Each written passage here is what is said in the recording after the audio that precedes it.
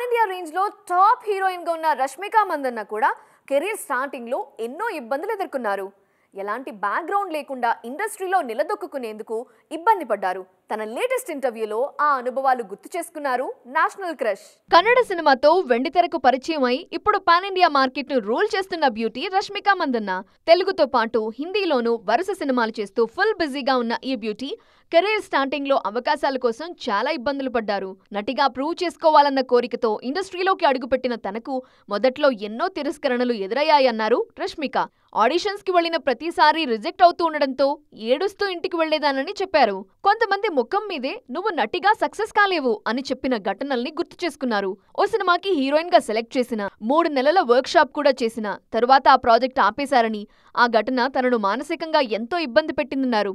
ఎన్ని ఇబ్బందులు ఎదురైనా ఎప్పుడు ఇండస్ట్రీ వదిలిపెట్టి వెళ్లాలి అనే ఆలోచన మాత్రం రాలేదన్నారు రష్మిక. ఫైనల్ గా కిరిక్ పార్టీ సినిమాతో సిల్వర్ స్క్రీన్ ఎంట్రీ ఇచ్చిన బ్యూటీ తరువాత టాలీవుడ్ సినిమాలతో నేషనల్ క్రష్ గా పేరు తెచ్చుకున్నారు. ఇప్పుడు బాలీవుడ్ లో మోస్ట్ వాంటెడ్ లిస్ట్ లో ఉన్నారు ఈ బ్యూటీ.